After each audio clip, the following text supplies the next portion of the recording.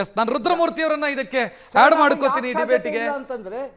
Yes sir, ಅರ್ಥ ಆಯ್ತು. ನಾನು ರುದ್ರಮೂರ್ತಿ ಅವರನ್ನ ಆಡ್ ಮಾಡ್ಕೋತೀನಿ. ರುದ್ರಮೂರ್ತಿ ಅವರೇ, ನನಗೊಂದು ಕುತೂಹಲ ಇತ್ತು.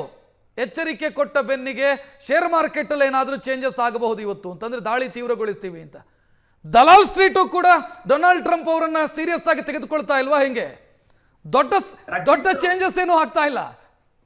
ರಕ್ಷಿತ್ ಅವರೇ, ಕ್ಲಿಯರ್ ಕಟ್ ಆಗಿ ಹೇಳ್ತಿದ್ದೀನಿ, ಶೇರ್ ಮಾರ್ಕೆಟ್ ಆಕ್ಟಿವಿಟೀಸ್ ಬೇರೆ, ಈ ಕಡೆ ನಡೀತಿರುವಂತಹ ಯುದ್ಧ, ಇದರ ಅಂಡರ್ಸ್ಟ್ಯಾಂಡಿಂಗ್ ಬೇರೆ.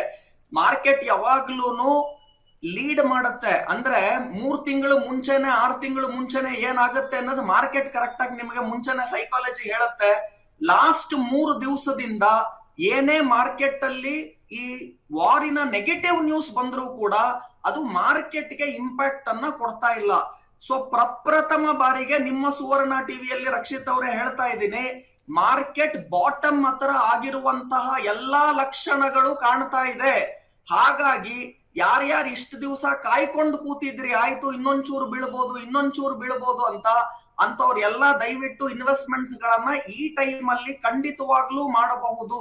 ಆದ್ರೆ ನಾನೇನ್ ಹೇಳ್ತಾ ಇದ್ದೀನಿ, ಒಂದೇ ಒಂದು ಪಾಸಿಬಿಲಿಟಿ ಏನ್ ಆಗಬಹುದು, ಬೈ ಚಾನ್ಸ್ ಏನಾನ ನಾಳೆ ಡೊನಾಲ್ಡ್ ಟ್ರಂಪ್ ಅವರು ಇದು 5ನೇ ಬಾರಿ ಈ ಗಡವನ್ನ ಕೊಡ್ತಾ ಇರೋದು, ನೀವ್ ಈ ತರ ಇರಾನ್ ಶರಣಾಗತಿ ಆಗ್ಬೇಕು, ಸ್ಟ್ರೈಟ್ ಆಫ್ ಹಾರ್ಮಸ್ ಓಪನ್ ಮಾಡ್ಬೇಕು, ಇದಕ್ಕೊಂದು ಕುರಿ ಕತೆ ಇದೆ.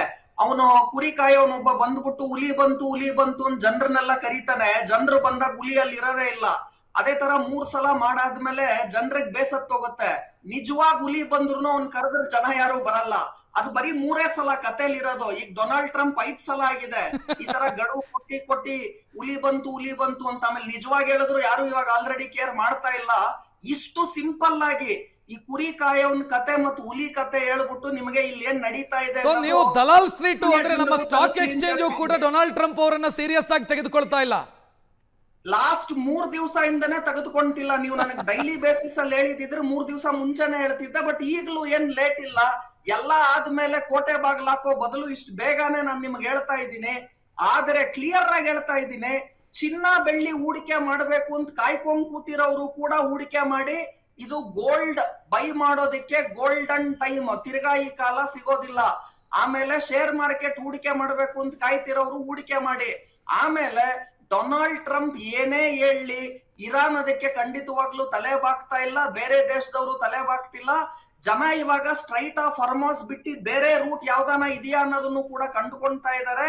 ಆಮೇಲೆ ಬೇರೆ ಆಲ್ಟರ್ನೇಟಿವ್ ಎನರ್ಜಿ ಸೋರ್ಸಸ್ ಅನ್ನು ಕೂಡ ನೋಡ್ತಾ ಇದ್ದಾರೆ. ಆಯಿಲ್ ಡಿಪೆಂಡೆನ್ಸಿ ಕಡಿಮೆ ಆಗ್ತಾ ಇದೆ. ಆಮೇಲೆ ಡಿ-ಡಾಲರೈಸೇಷನ್ ಅಂದ್ರೆ ಎಲ್ಲಾ ಕಚ್ಚಾ ತೈಲದ ಖರೀದಿ ಏನ್ ಡಾಲರ್ ಅಲ್ಲಿ ಆಗ್ತಾ ಇತ್ತು, ಇವಾಗ ಆಲ್ರೆಡಿ ಸ್ಟ್ರೈಟ್ ಆಫ್ ಹಾರ್ಮಸ್ ಅಲ್ಲಿ ನೀವು ಚೈನೀಸ್ ಯುವಾನ್ ಪೇಮೆಂಟ್ ಮಾಡೇನೆ ನೀವು ಅಲ್ಲಿರುವಂತಹ ಟೋಲ್ ವಿಚಾರ, ಅಲ್ಲಿರುವಂತಹ ಕಚ್ಚಾ ತೈಲದ ಖರೀದಿನೂ ನಾಳೆ ಒಂದ್ ದಿವಸ ಕಂಪ್ಲೀಟ್ ಆಗೆಲ್ಲ ಚೈನೀಸ್ ಯುವಾನ್ಗೆ ಬಂತು ಅಂದ್ರೂ ಕೂಡ ಆಶ್ಚರ್ಯ ಪಡಬೇಡಿ. ಡಾಲರಿನ ಅಮೆರಿಕಾಯಿನ ಅದರಲ್ಲಿ ಎಸ್ಪೆಷಲಿ ಡೊನಾಲ್ಡ್ ಟ್ರಂಪಿನ ಪತನ ಶುರುವಾಗಿದೆ ಅಂತ ಹೇಳ್ತಾ ಇದ್ದೀನಿ. ನಾವು ಮಾತನಾಡ್ತಾ ಇದ್ವಿ ಯುದ್ಧ ತೀವ್ರ ಸ್ವರೂಪವನ್ನು ಪಡ್ಕೊಳ್ಳುವಂತ ಸಾಧ್ಯತೆಯ ಬಗ್ಗೆ. ರುದ್ರಮೂರ್ತಿ ಅವರು ಮಾತನಾಡ್ತಾ ಇದ್ರು. ರುದ್ರಮೂರ್ತಿ ಅವರೇ, ತಾವು ಹೇಳಿದ್ರಿ ಅಮೆರಿಕಾದ ಏಕಸ್ವಾಮ್ಯ ಅಥವಾ ಅಮೆರಿಕಾದ ಯಜಮಾನ ಅನ್ನುವಂಥ ಮನಸ್ಥಿತಿ ಅದರ ಪತನ ಶುರುವಾಗತ್ತೆ ಅಂತ. ಅಂದ್ರೆ ಆರ್ಥಿಕವಾಗಿ ಅದು ಹೇಗೆ ಅಂತ ಹೇಳ್ತೀರಿ ತಾವು? ಯಾವ ರೀತಿ ಆಗಬಹುದು ಅಂತ? ಅವ್ರೆ, ಅಮೆರಿಕ ಆಲ್ರೆಡಿ ಎಷ್ಟು ಸಾಲದಲ್ಲಿದೆ ಅಂದ್ರೆ ಟ್ರಂಪ್ ಅದನ್ನ ಬದಲಾಯಿಸ್ಕೊಳೋದಕ್ಕೆ ಏನೇನು ಮೆಷರ್ಸ್ ಅಥವಾ ಏನೇನು ನೀತಿಗಳನ್ನು ತಗೊಳ್ಬೇಕು ಅದರ ಎಲ್ಲಾ ವಿರುದ್ಧವಾಗಿ ತಗೊಳ್ತಾ ಇದ್ದಾರೆ. ಆಮೇಲೆ ನಾನು ಕ್ಲಿಯರ್ ಆಗಿ ಹೇಳ್ತಾ ಇದ್ದೀನಿ, ನಾಳೆ ಬೈ ಚಾನ್ಸ್ ಏನಾನ ದೊಡ್ಡದಾಗಿ ನ್ಯೂಕ್ಲಿಯರ್ ವೆಪನ್ಸ್ ಅನ್ನು ಯೂಸ್ ಮಾಡಿ ಅಮೆರಿಕ ಇರಾನ್ ನಿರ್ಮಾಣ ಮಾಡ್ತೀನಿ ಅಂತ ಹೋದ್ರೂ ಕೂಡ ಒಂದ್ ಸಲ ನಿಮಗೆ ದೊಡ್ಡ ಫಾಲು ಗೋಲ್ಡ್ ಸಿಲ್ವರ್ ಶೇರ್ಸ್ ಅಲ್ಲಿ ಬರಬಹುದು. ಅದಕ್ಕೆ ನಾನೇನ್ ಹೇಳ್ತಿದ್ದೀನಿ, ನೀವು ಇವತ್ತು 50% ಬೈ ಮಾಡ್ಕೊಂಡ್ಬಿಡಿ. ಆ ತರ ಇನ್ನೊಂದು ಪತನ ಬಂದ್ರೆ ಇನ್ನೊಂದು 50% ಬೈ ಮಾಡಿ. ಆದ್ರೆ ಮಾರ್ಕೆಟ್ ಅಲ್ಲಿವರೆಗೂ ಕಾಯಲ್ಲ. ಸೊ ಇನ್ನು ಒಂದು ಬಿಗ್ ಫಾಲ್ ಬರುವ ಸಾಧ್ಯತೆ ಇದೆ. ಆದ್ರೆ ಮತ್ತೊಂದು ಪಾಯಿಂಟ್ ಹೇಳ್ತಾ ಇದ್ದೀನಿ, ವೆರಿ ಕ್ಲಿಯರ್ ಆಗಿ ಹೇಳ್ತಾ ಇದ್ದೀನಿ, ಆ ಒಂದು ಬಿಗ್ ಫಾಲ್ ಬರುವ ಸಾಧ್ಯತೆ ಇದೆ. ಆದ್ರೆ ಇವಾಗ ಅಟ್ಲೀಸ್ಟ್ 50% ಬೈ ಮಾಡಿ, ಇಫ್ ನಾಟ್ ಎವ್ರಿಥಿಂಗ್. ಎರಡನೇದು, ವಿ ಶೇಪ್ ರಿಕವರಿ ಮಾರ್ಕೆಟ್ ಅಲ್ಲಿ ಆಗಲ್ಲ.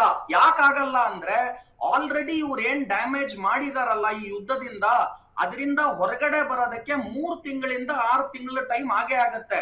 ನಾನ್ ಹೇಳ್ತಾ ಇರೋದು ಇವತ್ತು ನೀವು ಶೇರ್ ಮಾರ್ಕೆಟ್ ಅಲ್ಲಿ ಹೂಡಿಕೆ ಮಾಡ್ಬಿಡಿ, ನಾಳೆ ಬೆಳಿಗ್ಗೆ ಶ್ರೀಮಂತರಾಗ್ತೀರಾ, ವಾಪಸ್ ಎಲ್ಲ ಯುದ್ಧದ ಮುಂಚೆ ಎಲ್ಲಿತ್ತು ಅಲ್ಲಿಗೆ ಬಂದ್ಬಿಡತ್ತೆ ಅಂತ ಹೇಳ್ತಾ ಇಲ್ಲ. ವಿ ಶೇಪ್ ರಿಕವರಿ ಆಗಲ್ಲ, ಯು ಶೇಪ್ ರಿಕವರಿ ಆಗುತ್ತೆ. ಆದ್ರೆ ಕಡೆಯದಾಗ ಒಂದ್ ಮಾತು ಹೇಳ್ತೀನಿ, ಡಾಲರಿನ ಇಂಪಾರ್ಟೆನ್ಸ್ ಕಡಿಮೆ ಆಗುತ್ತೆ. ಅಮೆರಿಕಾದ ದೊಡ್ಡಣ್ಣ ಏನ್ ಇಡೀ ವಿಶ್ವಕ್ಕಿದ್ದಾರೆ ಅದು ಖಂಡಿತ ಕಡಿಮೆ ಆಗುತ್ತೆ. ಚೈನಾ, ಇಂಡಿಯಾ ಇವ್ರುಗಳೆಲ್ಲ, ರಷ್ಯಾ ಇವ್ರುಗಳೆಲ್ಲ ಇನ್ನ ಮೇಲ್ಗಡೆ ಬರ್ತಾರೆ. ಹಾಗೂ ನಾನೇನ್ ಹೇಳ್ತಿದ್ದೀನಿ, ಡೊನಾಲ್ಡ್ ಟ್ರಂಪ್ ಪತನ ಆಲ್ರೆಡಿ ಶುರು ಆಗೋಗಿದೆ, ಅದ್ರ ಬಗ್ಗೆ ಏನು ನನಗೆ ಡೌಟ್ ಇಲ್ಲ. ಆದ್ರೆ ಅಮೆರಿಕ ಮತ್ತೆ ಡಾಲರಿನ ಇಂಪಾರ್ಟೆನ್ಸ್ ಕಡಿಮೆ ಆಗುತ್ತೆ. ಮಾರ್ಕೆಟ್ ವಿ ಶೇಪ್ ರಿಕವರಿ ಆಗಲ್ಲ, ಯು ಶೇಪ್ ರಿಕವರಿ ಆಗುತ್ತೆ. ಹಾಗೂ ಈಗ ಆಲ್ರೆಡಿ ಮಾಡಿರುವಂತಹ ಮಿಸ್ಟೇಕ್ಗಳು, ಲಾಸ್ಗಳೇನಿದೆಯಲ್ಲ ಅದರಿಂದ ಹೊರಗಡೆ ಬರಕ್ ಇನ್ನ 3 ತಿಂಗಳಿಂದ 6 ತಿಂಗಳಾಗತ್ತೆ. ಕೆಲವು ಸ್ಟಾಟಿಸ್ಟಿಕ್ಸ್ ಹೇಳ್ತೀನಿ. ನಾಳೆ RBI ಪಾಲಿಸಿ ಇದೆ ಭಾರತ ದೇಶದಲ್ಲಿ, ರೂಪಾಯಿನ ಮೌಲ್ಯ 93ಕ್ಕಿದೆ. ಅದ್ರ ಒಂದು ತಿಳ್ಕೊಳ್ಳಿ, ಅಮೆರಿಕ ದೇಶ ಕಚ್ಚಾ ತೈಲವನ್ನ ಎಕ್ಸ್ಪೋರ್ಟ್ ಮಾಡುತ್ತೆ, ಅಂದ್ರೆ ಅವ್ರಿಗೆ ಎಷ್ಟು ಬೇಕಷ್ಟು ಬಳಸಿ ಬೇರೆಯವ್ರಿಗೆ ಕೊಡ್ತಾರೆ. ಅಮೆರಿಕ ದೇಶದಲ್ಲಿ ಪೆಟ್ರೋಲ್ ಡೀಸೆಲ್ ದರಗಳು ಯುದ್ಧ ಆದ ನಂತರ 30ರಿಂದ 40% ಏರಿಕೆ ಆಗಿದೆ. ಹಂಗಂದ್ರೆ ಭಾರತದಲ್ಲಿ ಇವತ್ತು 100 ರೂಪಾಯಿಗೆ 105 ರೂಪಾಯಿಗೆ ನಿಮಗೆ ಪೆಟ್ರೋಲ್ ಡೀಸೆಲ್ ಸಿಗಬಾರ್ದು, 130 ರೂಪಾಯಿ 140 ರೂಪಾಯಿ ಇರಬೇಕು. ಅದೇನು ಬದಲಾವಣೆ ಅಷ್ಟೊಂದು ಆಗಿಲ್ಲ ಅಂದ್ರೆ ಸಲ್ಯೂಟ್ ಮಾಡಿ. Whatever government has done and whatever support has been got, I salute for the government because they are keeping the fuel prices more or less controlled. ನಾನು ಪ್ರಭಾಕರ್ ಅವರನ್ನ ಕೊನೆಯದಾಗಿ ಕ್ವಿಕ್ ರಿಯಾಕ್ಷನ್ ಪ್ರಭಾಕರ್ ಸರ್,